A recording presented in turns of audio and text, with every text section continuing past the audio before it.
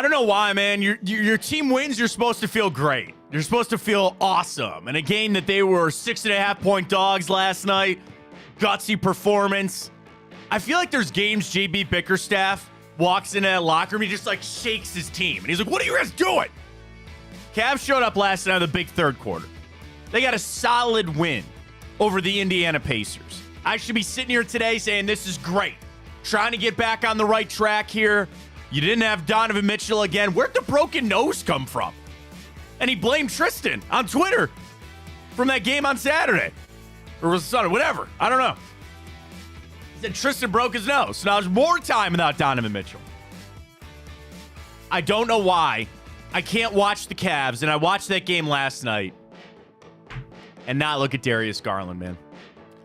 And those are games that I actually was well prepared for the Cavs to fall last night. I was. And they come out and they got a nice win. What's lacking for me was Darius Garland was not the reason you won that basketball game last night. Karis LeVert was the reason you won that game last night. And it just brings up something that I can't turn a blind eye to it anymore. I can't keep turning away from this on the future of the Cavs. Darius Garland, where they're at. We got the playoffs around the corner. We'll get to that in our 2 for Tuesday coming up. We got NCAA action tonight. We'll get to that. We got a little Browns to sprinkle in, overreactions from the NFL free agency thus far. We got time up. We got the grid. We got the bracket of the best West Side bar. I stopped myself. I let other people put entries in, Ryan. I was going to fill it all out myself, but we'll get to that coming up. We got it all on a 2 for Tuesday on Big Play. Bring it on in. Welcome to the show, everybody. I am Matt Fontana. He is Ryan Tyler. Good morning. Happy to have you alongside here. Got a lot to... I am so excited for the bracket. We have left open some spots. Because Two. That's it. That's it. For 16. We got some great responses from a lot of people this morning. Ironwood, Rush In, Razzles, Wooden Nickel, Dover Gardens. Dave from Big Play put when your pseudo boss tells you to put something, you put it in there. So Dover Gardens is in. I've got some hole in the walls in there that are my favorite, and it's inevitable, Ryan, when we do the bracket, that I have an emotional attachment to some of these places. So when they lose, I'm going to be upset. Kind of like when 311 won the most overrated band bracket. But that's another story for another day. We'll get to that. We got the grid. We got the morning update. We got it all for you. Cavs, I hate being this way. I hate it. Because they got an improbable win last night. I didn't think they were going to win that basketball game, especially how the first quarter, first half went. Seemed like the Pacers were up by 10 the whole time. You rock it out in the third quarter. And the fourth quarter, the story of that was just, 2 and 3 minute stretches for both teams just not scoring. And if you want to put it on the defensive side, I know that's what Karras said after the game. We were playing some really good defense. Okay, fine. LeVert has a near triple-double. Comes back to Darius Garland for me, man. And I don't know if this is unfair or not. And maybe that's our question this morning. Is it unfair of me to not be happy with Darius Garland right now? Is it unfair of me to just question Garland? Because when Donovan Mitchell, again, when Garland and Mobley were out, that aside, Donovan Mitchell elevated this team and took them on a great run. Now that Mitchell is out, I'm not asking Darius Garland to do the same thing that Donovan Mitchell is doing. That's unfair. I will be the first to tell anybody with eyes would tell you Donovan Mitchell's on a different level than Darius Garland. But it's the level that I thought Darius Garland was on that I have a concern about. There are games like that last night. I need him to be the guy. I've said it how many times, I just need Garland to score. When Mitchell's not out there, here is your opportunity. And there are some games that he does. And then there are games like last night where he's your third leading scorer. What did he put up last night? 13 points? Yeah. No, he had a horrible shooting night. But to be fair, I'll be a little uber Darius defender. I need a ray of sunshine with this. Maybe the hoop was a little bit off because everybody was missing their threes. The majority. I think the Pacers shot like 27% or something. What did we do last night? And credit. We shot 37%. We talked about yesterday how the Pacers led the league 120 plus points a game, and we held them to what 103. I mean, Darius Garland still had the second best plus minus outside of Karras there. But, you're right. It's tough when your dude goes 1 for 9 behind the arc and he doesn't really have anything else. And what worries me, Matt, more so about the threes is he's been kind of streaky, missing a lot of clean looks, close to the rim. Right. He normally would make 9 out of 10 times. Something's off with him this year. And trust me, I've never broken my jaw, but I would imagine that there's a little trepidation there. It just seems like he's always getting hit. It always seems like he begs contact, and it always hits him in the chest or the face, and he's not 6'10". Well, yeah, and he's not 6'10" out there. I get it. And it's about the bigger picture of the Cavs. It's about where I think this team can go and who they're re-signing, who they're bringing back and all that. Kobe Allman's going to have to make these decisions. Bro, I watched those games, and I just ugh. So here's what I did this morning. Do you know about StatMuse? So you can go in there and type in, crazy random stuff, and it's supposed to be able to pull it up for you. So I think this is a legitimate source. And I will tell you, they do not have last night's game in here. So you got to take this. Last night doesn't count, but it actually would probably hurt Darius on this. Whatever it is. So here's what I Googled on StatMuse this morning. Darius Garland scoring without Donovan Mitchell. So on StatMuse, again, prior to last night, there were 10 games that Donovan Mitchell was out that Darius Garland had played in. Ryan, what do you think Darius Garland's average points per game were in the 10 games that Donovan Mitchell was not out there? Okay, so you got the two. He dropped 30 plus in the Timberwolves game. He had 51 in that game. In the Timberwolves game, he had 51? Back in November. Oh, no, the more recent Timberwolves game? The overtime one. I'm talking about the overtime one. And then he had wait a minute, that game's not on here. The overtime one against the Timberwolves? Yeah. That's what I'm saying. I don't know if I can. So maybe you can't trust it. Oh. Right, it is the year of 2024. Oh, that might be it.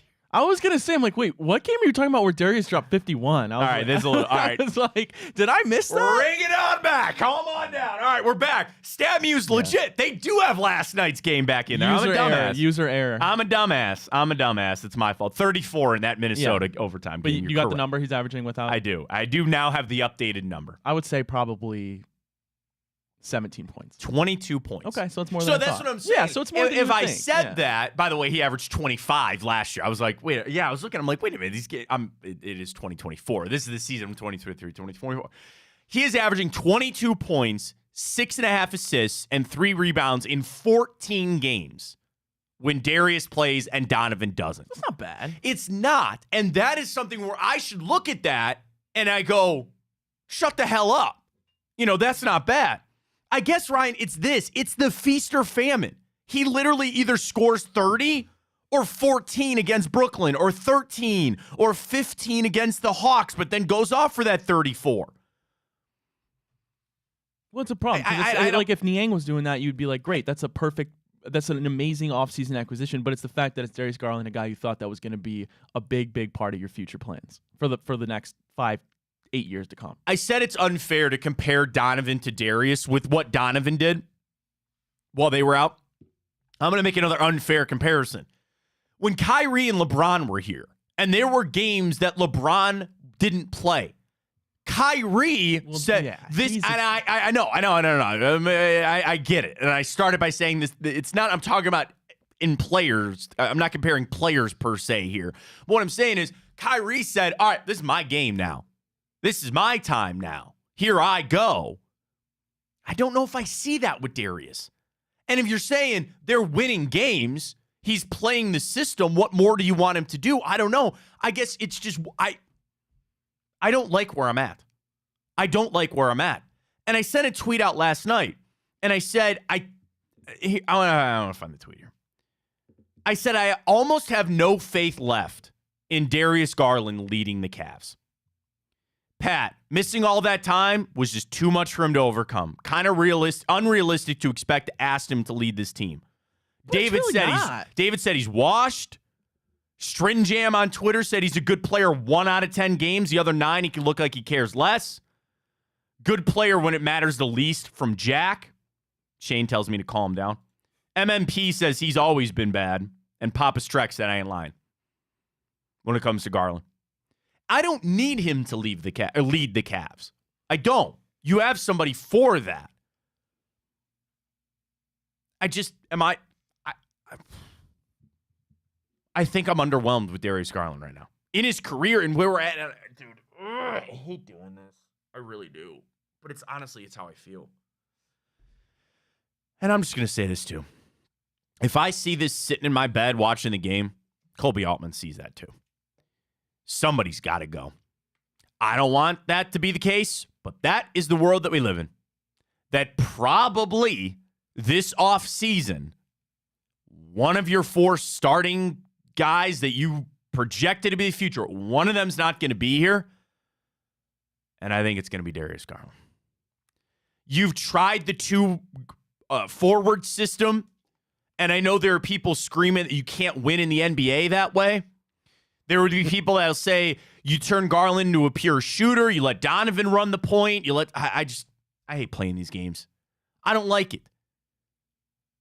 But I want my basketball team to win. And I want them to go win a championship. You have a star player on your team that should be good enough to go win a championship. You've just been and I hate playing this too, but your injuries this year have been immense. Yeah, you didn't lose Giannis or you didn't lose Joel Embiid for a time, but it's more of like, this is a death by 1,000 cuts.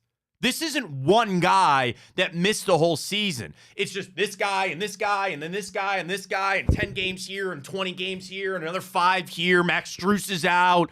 Like, it's just over and over and over and over and over again. I'll probably crop up another one. I don't know. Thank God Marcus Morris showed up. Yeah, no he looked ready to play, didn't he? Yeah. Get him on another 10-day. Matt, you just got to wait till the playoffs. I've adopted this mindset. I know you have. Let's ask that question in our first 2 for Tuesday. It's a horrible year for Darius because you ended last year. He had a horrible series against the Knicks. I know. He only had 1 good game there. Then he gets injured pretty much right off the rip here.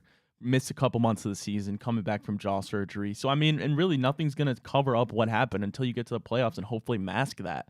And that goes for the team. It goes for individual players, especially Darius Garland. So, I mean, I think maybe take a step back. Let's wait till we get to the playoffs. They're coming up here really shortly. And if he doesn't show up and he has another Knicks-like-esque series in the playoffs, I mean, then you're going to have real conversation about his future with the team. Let's post out our first 2 for Tuesday. Always 2 questions, 2 answers. First up, do you still expect the Cavs to win a first-round playoff series? With how they've played, with what you've seen, we expect a little bit of health to come back our way here. Do you expect the Cavs to still win a first-round playoff series? Depending on, again, what seed we get with where we're hanging out right now. I didn't even look at it updated this morning. I think it's going to be an overwhelmingly yes. I hope so. We're now a game behind. Dude, but here come the Knicks, man. We're only 2 games up on the Knicks and 3. We're a game behind the Bucks. The Celtics have a 10-game lead. 10-game lead for the first overall seed. They have clinched a playoff spot already. Yeah, I mean, they're the best team in the NBA by far. They're insane. They're absolutely insane.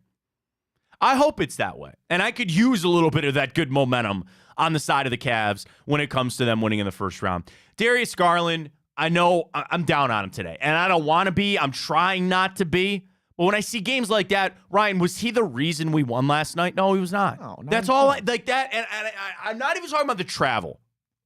And that was a frustrating play. And he almost choked it away. But I'm more worried about the shooting, what it looks like on the offense continues to just look off. It just is a miss when you don't have Donovan Mitchell running point.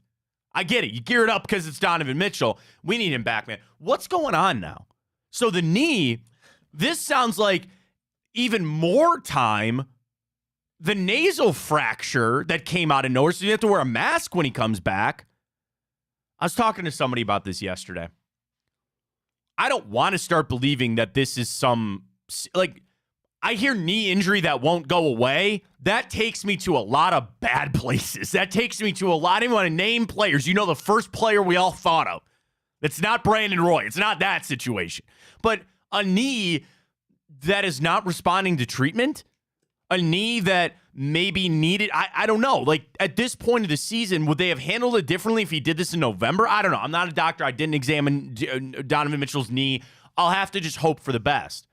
But that is another major concern that go back to our 2 for Tuesday question of if they're going to win a series, they're not doing it without Donovan Mitchell. Man, I think at 100%, by the way. I think we have to, and it's not our fault because it's a thing that happens. We all get caught up in the moment, and it's easy to have recency bias, right? But we got to just keep reminding ourselves, what was our preseason expectation for this Win team? a first-round playoff series. And it was, we thought, a top 4 seed. We thought, okay, you have the Celtics, the Sixers. We thought you would have a healthy Joel Embiid the whole time, and the Bucks, right? We thought we slotted right there in the 4 seed, and we're still sitting here in the 3 seed with a chance to end in the 2 seed. So I think we got to kind of remember what we went into this season as and kind of just relax.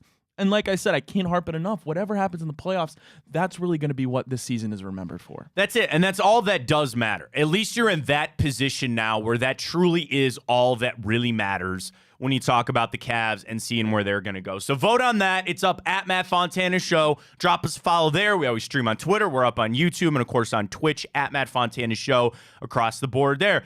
Quiet day for the Browns yesterday, which was nice, except for Mo Hurst leaking it on out that they're going to go to Brazil. Nah, I mean, again, news from the standpoint of, yes, he kind of leaked it, and now he sent the funny GIF out. He's like, whoops. Well, he said, like, no, he's kind of like, oh, I just thought I saw it in the news like you guys. I'm not confirming it. I do believe. I'm assuming he's just reading the tea leaves on this. Yeah, because I didn't think that the league would have let them know yet. I don't think so either. Yeah. I'll tell you this. I don't even think it's confirmed from the league. I mean, I'm sure it is, but they'll announce it when the schedule comes out. We'll play the schedule game. I was so anti, but a lot of people have kind of turned me on that to say this actually might be your best case scenario. It's the first game of the season, so you get it out of the way.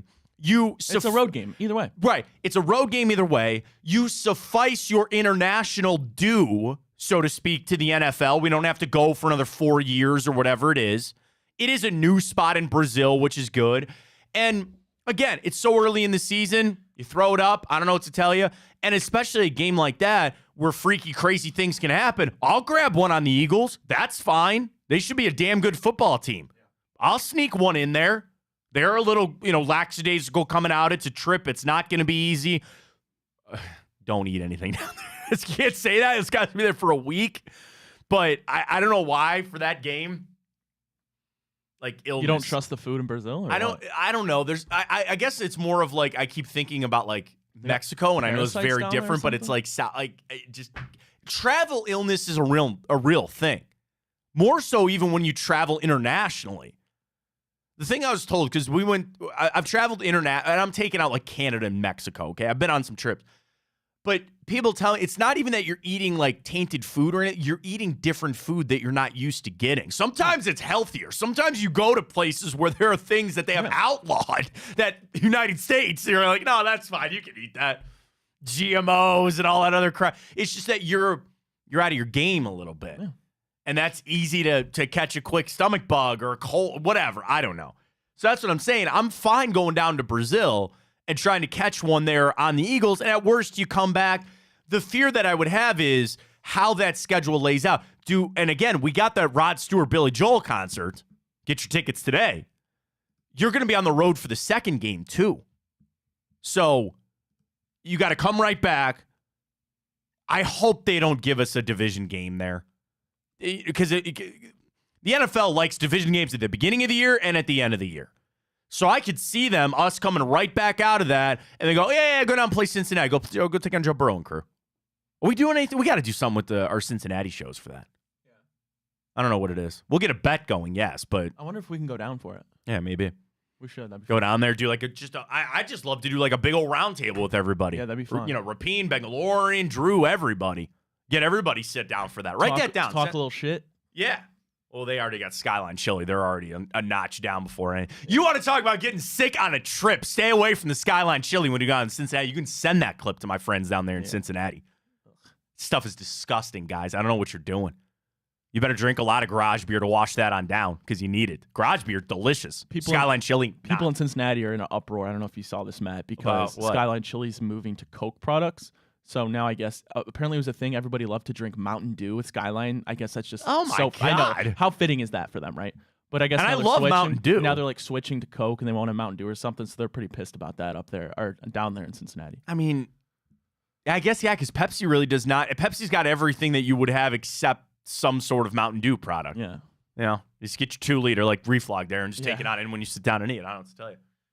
But I hope that they don't. I mean, we got to see how it plays out. But them going down to Brazil, I think that was all but a for sure on them. So we'll see. No moves yesterday. I mean, official moves. They re-signed Naheem Hines. They got a couple of guys in the building, which are great. The Vrabel hire is here. I've seen some things from people that are continuing out around the NFL about that hire from Mike Vrabel. And it kind of continues some of the things that I've said. The excitement that it's just a good hire. Nobody's having conversations about Kevin Stefanski or Mike Vrabel taking over this or doing that. He's a smart person that's in the building. That's great. You know, we discussed Jameis Winston yesterday off of Jack Duffin's tweet about maybe kind of watching to see what's going on there. We're entering the lull. You know, I clicked on it this morning, the 10 best available free agents that are still out there. It's Odell Beckham. You know, you're in this second wave of guys now, but there's still a lot of movement to be had. And actually this morning, Ryan, we don't have a first-round pick, but you can't stop us on the mocks. Yeah. I got 2. I got Mel Kiper's and Daniel Jeremiah's. These are 2 mocks you want to see. So we'll get to those coming up in a little bit. I had a heartbreak this morning, Matt. I just did a little quick 2-round mock draft simulator for me. Oh, okay. You know, to get my ratings out. All right, yeah. Your guy Lad gone, huh? Went 51 to the Steelers. I was in shambles. Lad, for those who don't know, Ryan is all in on Lad McConkey. He's from Georgia. He'll be a first ballot Hall of Famer. Save that clip for 15 years from now or whatever. I'm telling you. Okay. Well, I hope. If he goes to Steelers, that's my worst nightmare. Wouldn't that just be the offseason of hell right there? For me, it would be. Who knows? McConkey, I see him late first. Ryan, I don't mean to hate you on this. I've not seen any mocks that he's there at 54. No, I'm sorry. I'm not expecting it. I don't see it. It's a fool's wish. And with coming back to what the Browns expect to do with the Mooks, another question I thought for Tuesday today, but we'll save this closer to the draft. Do you want the Browns to use that pick or trade it at 54? Now, when I say trade, I don't necessarily mean for a player. I mean move up or back. I'm really starting to get the vibe that a move back might actually be the play here. And I know that a lot of people that twist a knife and they get mad about it, and they're all hyped up on, you know, Malachi Corley, and they want Troy Franklin and Pearsall from Florida. I mean, there's guys that we fall in love with. And it was funny, I saw Ben Axelrod talking about this on Twitter yesterday, or I think this morning, whatever. And he was talking about the draft. And I think Ben brings up a great point.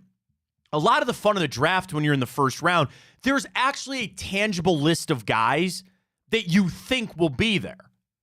At 54, I don't know. You know, I mean, you're talking about if you're picking in the first round, usually I can give you a group of 5 to 7 guys that one of them is almost assured to be there. And I'm being realistic. If you're picking 22nd, Marvin Harrison's not going to be there. Although this Malik Neighbors stuff is all over the place. Smoke. I'm not saying he's not going to be good, but I just don't know how you watch Marvin Harrison play and don't think he's the number 1 receiver. But the thing is, what am I seeing now? 7 receivers in the first round. Easily at this point. It's crazy. I don't think a single running back. No, there will not be. Brooks will go in the second round. No. I don't think that's going to happen. It's supposed to be a decent offensive line draft, too. Yeah. The one thing you don't have in this draft are edge rushers. You got that kid out of Alabama, and you got a couple of, and that's it. There's not some, if you need an edge rusher, you got to go somewhere else. Probably why some of these guys got paid the way they did in free agency. But when I think about where the Browns sit, it's harder because that group of 5 to 7 that I could say, you know, you really could focus in on some of these guys. They might be there. I can't do that at 54. I could do it for a list of 10. I could do it for 15. 100%. Oh, no, there will be. Do you overdraft because it's a receiver? Because you really need it. Do you really actually need another one with Jerry Jeudy being here? Yeah, but we know Andrew Berry. He doesn't overdraft.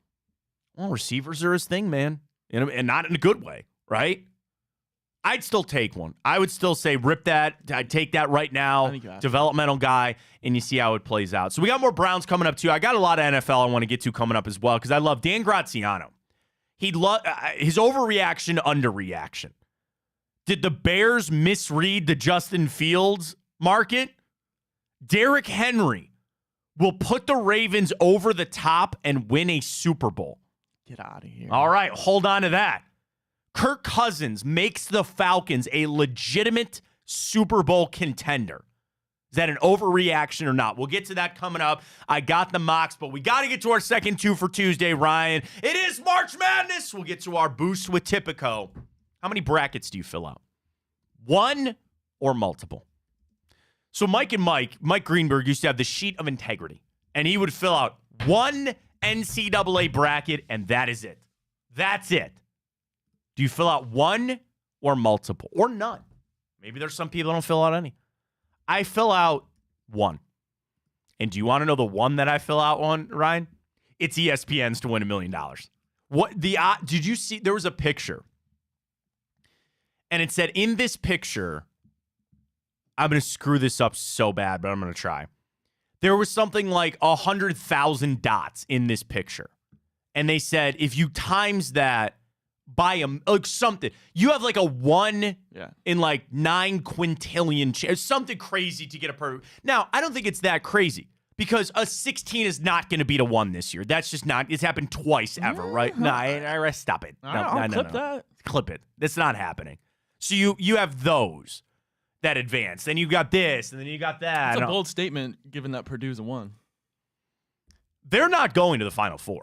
I feel so. We shot our stuff for Tipico yesterday. Shout out to Cron Butler. Shout out to Jordan. Everybody. So we have some really cool content coming out with Tipico. We sat down and we recorded a bunch of stuff about the NCAA tournament. I feel confident. I have Tennessee coming out of that bracket. I don't think it's going to be Purdue. And I saw some things that. Do you want to know the best? So this was a statistical breakdown and average of everybody filling out their upsets and all this other kind of stuff.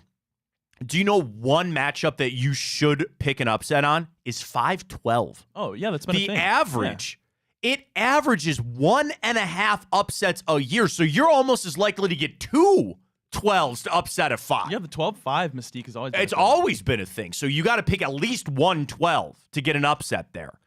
And then good luck to Akron. You know, can you get me a little magic there on a 14-3 upset there on Creighton? Go Zips. But I fill out 1 just on the off chance that I win the $1 million on the perfect.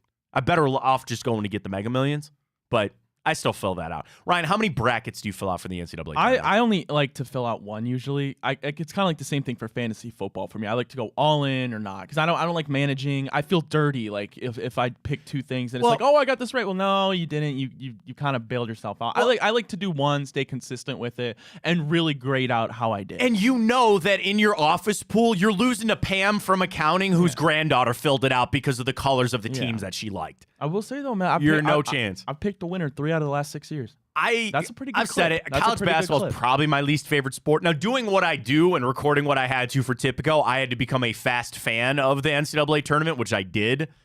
A lot of stats, a lot of breakdown, all that kind of stuff. But still, there's fluky things that happen. There's weirdness that happens. And I will tell you this. I appreciate what Thursday is. It's not my cup of tea, but I appreciate that I know people that took off work and they're at a bar at 10 o'clock and they will not leave until 10 o'clock.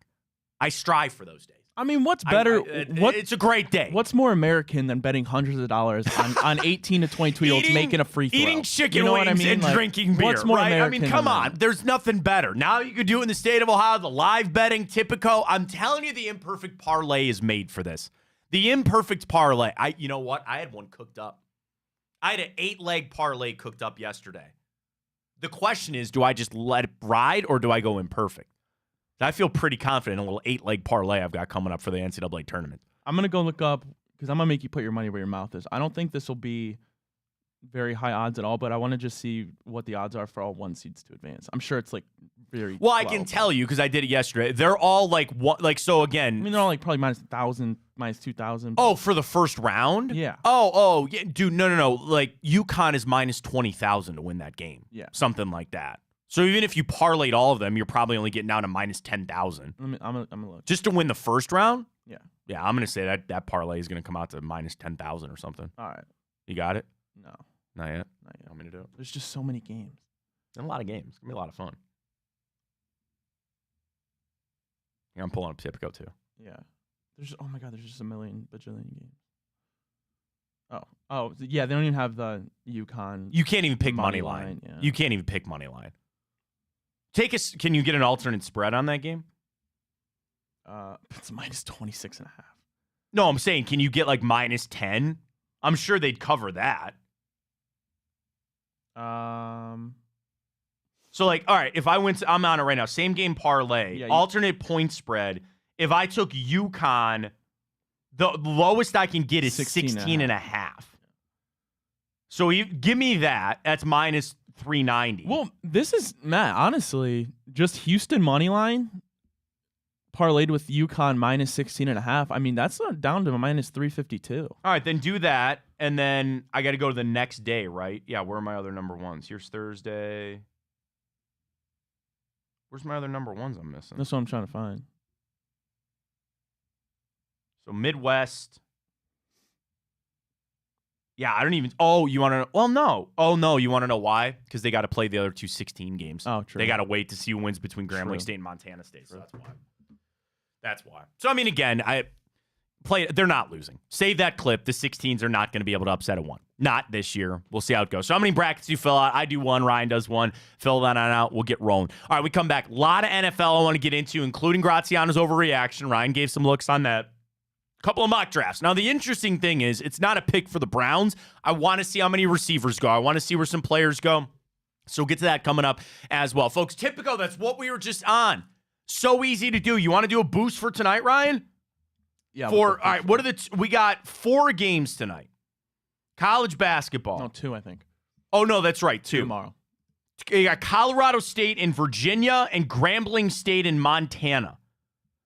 So what if I took Montana State? Are you feeling Virginia plus 135? John Fanta yesterday wasn't a big fan of Virginia. By the way, joined the Big Play Cleveland show last night. Huge numbers for Fanta. So he doesn't like Virginia. I don't know about that specific game, but he said he doesn't like Virginia just got in based on their name. All right. Are there any other boosts out? Oh, of course there's boosts. Any 15 seed to win a game in the first round. Got that. Colorado, Howard. Yeah. Dude, the boosts are all out. There are plenty right now for the NCAA tournament. Tipico is where it's at, folks. Sign up today using that code Fontana100. When you deposit and bet $25 on whatever you want, you get $100 in bonus bets. You could be playing the imperfect parlay. The imperfect parlay is this. You want to do a 10-leg parlay, but you only want 8 of those 10 to hit, and it doesn't matter which 8 hit. You can cash that. There's odds that you can get on that with Tipico. It's the best thing going right now. It's really, I think, imperfect parlay has been made for college basketball and the opening rounds coming up on Thursday and Friday. So get geared up for that. Use that code Fontana100. Play all weekend. The boost, they already got the boost. You want Colorado minus 2.5 against Boise State, Howard minus 3.5 against Wagner, plus 280. That's tomorrow's games. They still have the NBA boosts. They've got, how about this? Do you want a Colorado boost? Colorado State to beat Virginia, the Colorado Avalanche to beat the St. Louis Blues, and then the Nuggets to beat the Timberwolves, all tonight, plus 243. I have a gripe with Colorado State. Why? They beat the Bearcats in the How dare they? In the NIT. How dare they? Nobody's going to the NIT anymore. It's all up, folks. The boost, the parlays, the imperfect parlays. It's with Tipico. Get signed up today with that code Fontana100. Ryan's all pissed off. Remember forever ago, our gripe with VCU? Yeah. That feels like a lifetime ago. And now here we are. It's already March Madness. That was the first game of the season. We dip our toe into college basketball. And again, I think I had like a 10-leg parlay of just the most giant. Matt, it was 26. It was 26 legs, and there was the only one that lost. Was that what it was? Yes. Yes, because you picked every huge That's favorite. right. That's right. I think you're right. And VCU cost us, man. Never again! Shaka Smart there? Where's he at? No, he's in Marquette now. Marquette, that's right. That's right. Virginia Commonwealth. Suck it. Against them the whole way. Tipico, get signed up today. All right, ton of NFL when we return. Overreactions from free agency. Let's get to a mock or two. Comes your way next. Fontana Show right here on Big Play. Well, how do they know I'm doing this? Did somebody leak this out? It's social media. Oh. That's the way social media works now. I thought maybe you were just running that yap.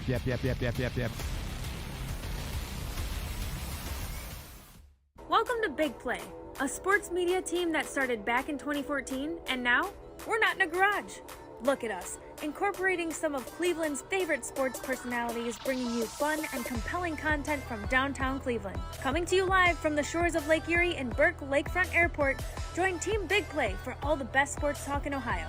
Check us out on social media at Big Play, bringing you fun and compelling content from downtown Cleveland. Anthony Schlegel, just how physical he was. And you saw the girth and the power and everything he was bringing to the table, especially when he was a nice beefy 255 playing middle linebacker. We were called soft last year. You don't want to be soft, especially when you come to the playoffs. So that's going to be a process throughout this season of establishing us as a harder team here in the How does an Ohioan build the perfect parlay? Who's got something? Big guys looking for long odds. The kids in Columbus are covering better than anyone, and at even odds. If it's even, I'm leaving. Listen, our championship DVD starts today, all right? Dude, I just got an invite to a Cincy playoff watch party. Shut up. Cincy, State, Cleveland, the perfect parlay. I'm a genius. For the best odds on Ohio sports, bet with your cojones. It is Spanish, dummy. Bet with Typical Sportsbook. I don't buy into this nonsense, this conspiracy nonsense that he's got his money and he's dogging it. That's ridiculous.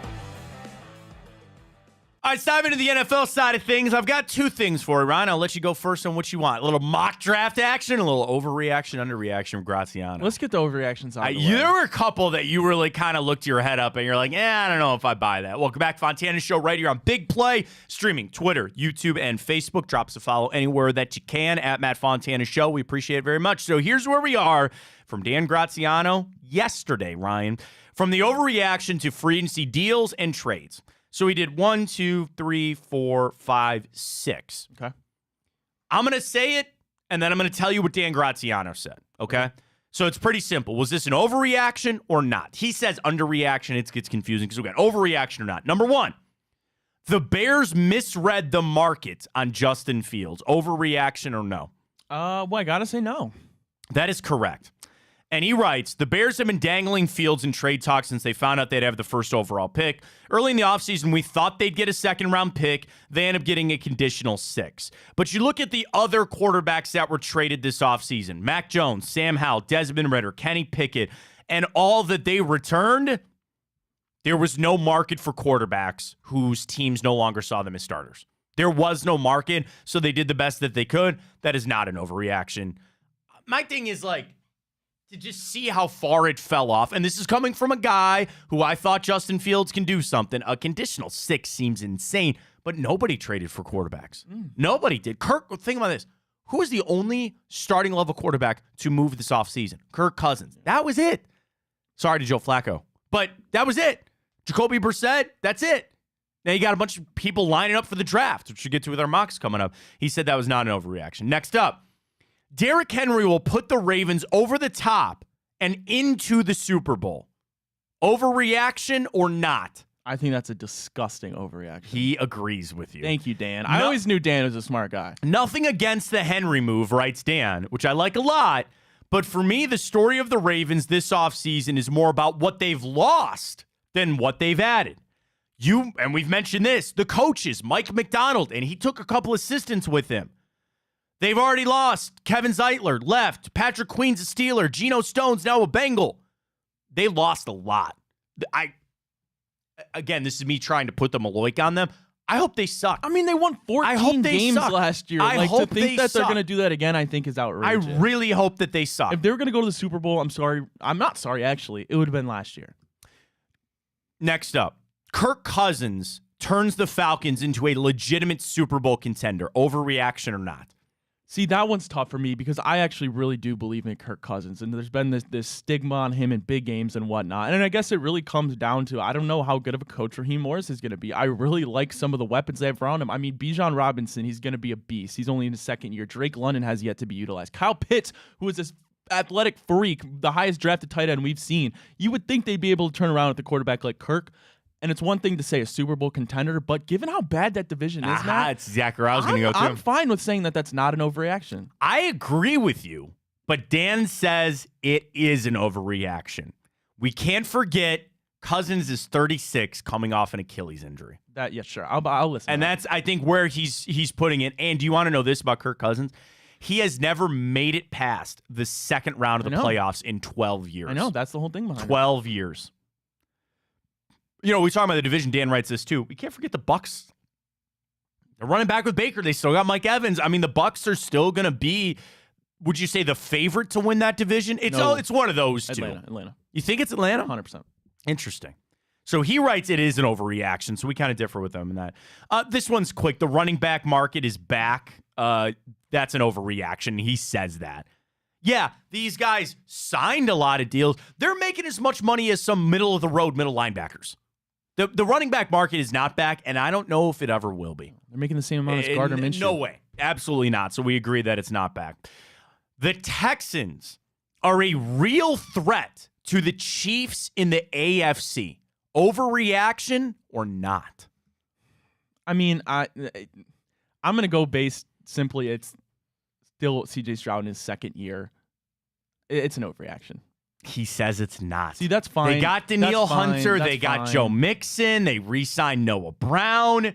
They're going to get not Nico Collins. They're going to get Tank Dell back. No. I mean, listen, I'm fine with saying that they're going to be good again. But at the end of the day, dude, like I don't think they're going to be better than the Chiefs. Sophomore slump. That's what I'm saying. And I'm saying that not about necessarily C.J. Stroud. I'm saying it about this team. They did a lot of great things last year. They did that with the Colts struggling with their division right there. You also, write this down, Jacksonville's winning that division this year. I've always been a Trevor Lawrence guy. I've been waiting for them to turn it around. I've been waiting for them to do something. I'll put good money on that today. I think Jacksonville's going to win that division. So that being said, I do think it's an overreaction. So you and I, again, differ with Dan Graziano on that. Next up, Broncos are going to have the #1 overall pick in next year's draft. That's so hard to project already. But I mean, they're certainly a candidate. I would say them, Carolina.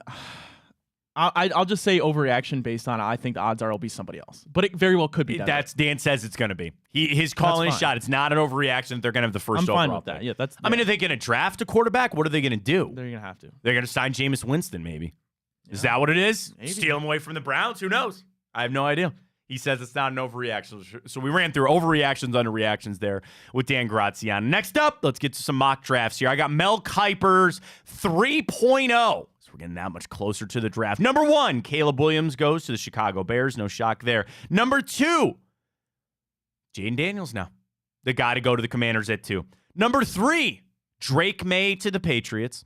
Marvin Harrison does go 4. Malik Neighbors goes 5 to the Chargers. 4 to the Cardinals there.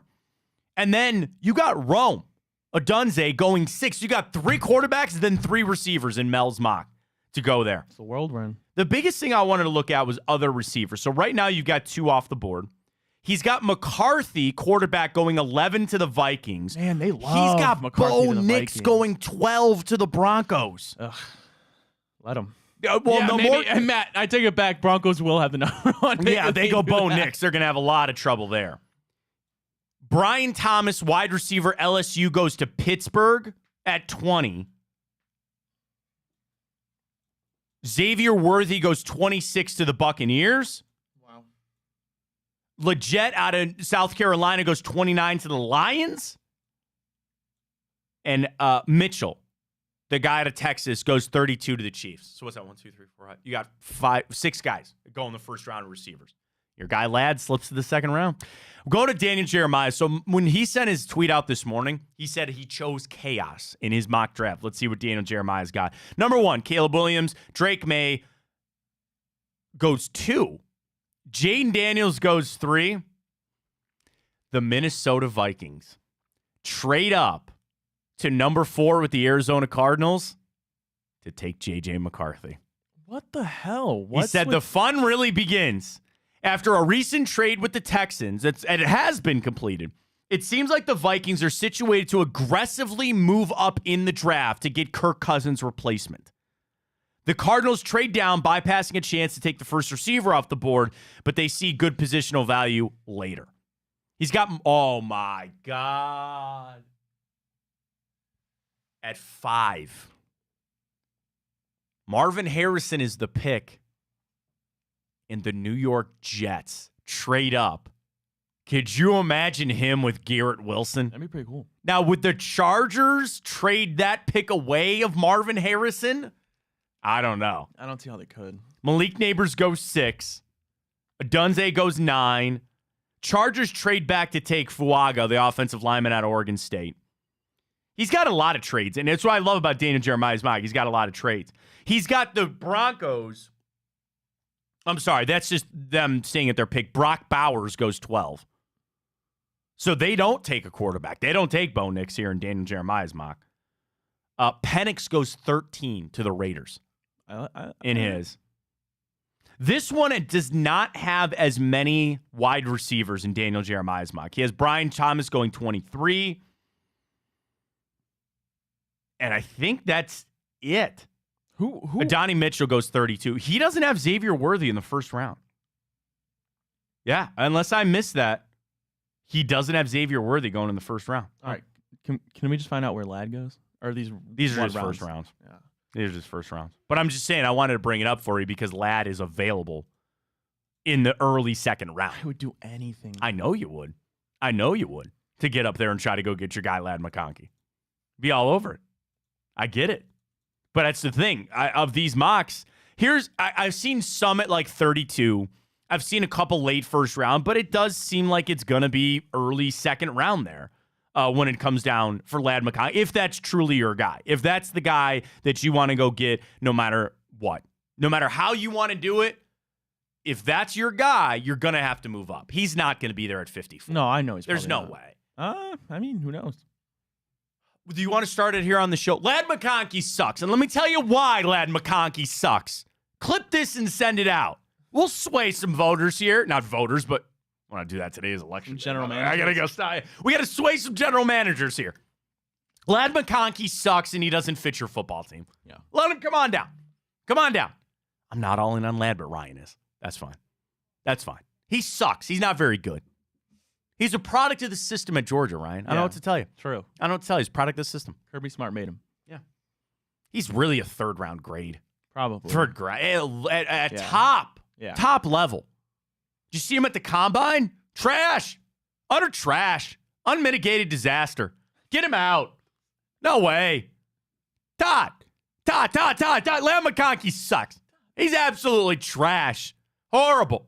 Somebody just tuned into the show. They go, what the hell are they doing? We're trying to get Ladd McConkey to fall to the Browns at 54 so Ryan go to sleep at night. Oh, I'd wear his jersey to bed. You would buy his jersey tomorrow. Oh, absolutely. What number do you think he picked? What number was he in college?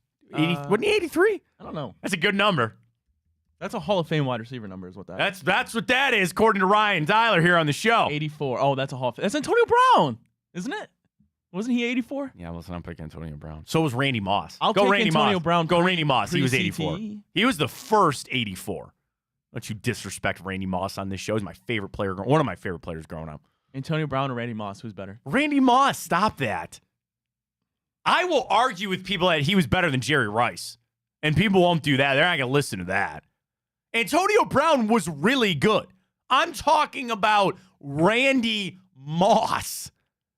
Do they have a segment on ESPN about getting Brown? No, they have a segment called Getting Moss because it was Randy Moss. I don't care. Still Randy Moss. Getting ladded? Sure, man. Climb the ladder? That's fine. Climb the ladder? No. Climbing the ladder, that'd be crazy. You're stretching a little bit here, but that's fine. There's something with McConkey. You want to get something with McConkey? You got McConkey'd? That sounds... Climbing the ladder. Stop it. Climbing the ladder. If that's what you want. When he goes up and makes a big catch like that, climbing the ladder? I feel like this town would have... I think we do well with Lad McConkey. For T-shirts, for logos. By the way, did you see the logo for the Final Four? It's a guitar pick. Yeah, of course it is. That one's not bad, though. I've seen bad ones. That one's not so bad. I've seen worse. For the women's Final Four, for those who don't know, it's coming to Rock Mortgage Fieldhouse. And they released the court and the logo. It's a guitar pick. Do we just need to accept that they're always going to do something rock and roll when they come to this town? You think if I reach out to Lad, he'll reply to me? He's probably so busy. You could try. He's so busy. He's working out. You don't know unless you got to shoot your shot. No, that's true. Well, how can you reach out to Lad? I don't know. I got to find a Georgia insider. Are his DMs open? Does he have a Twitter? Yeah, but his DMs aren't open. Damn it. Come on, Lad. Don't you want the NIL money, Lad? I just followed him. Did you? Wait a minute. Wait a minute. You are the biggest Lad McConkey fan here, and doesn't mean I just follow everybody on how Twitter. How could you not? What do you mean you're not following him on Twitter? He barely tweets. He just reposts so stuff. What? So what? I don't follow every athlete I'm in love with. Is there somebody else? Do you want me to click on this for you here? USA Today, social media debates if Lad McConkey should be a first-round pick. Do you want to read this? I hope they say no. A Georgia fan, of course. Dude, why? Okay. Here it is. Lad McConkey keeps showing people why they should have listened to us dogs from the beginning and not be slept on. He's a first-round pick. Another guy. He's a second to third-round pick at best. I hope he falls, man. Fantasy expert. The wide receiver monsoon during day one of the NFL draft is still on schedule. Hard to imagine Lad McConkey falling out of the first round after his performance at the Georgia Pro Day. I'll just say, if he's there, top 30 pick. If he happens to somehow be there and the Browns still pass on him, I'd have a hard time sleeping at night. Here's a guy on Twitter that's got 200 followers. He's nowhere near as talented as productive of any of the truly number one viable first-round picks. He's a third pick or later. Ah, yes. Is this the state of journalism that we're in? That USA Today did an aggregated article about Lad McConkey and just pulled tweets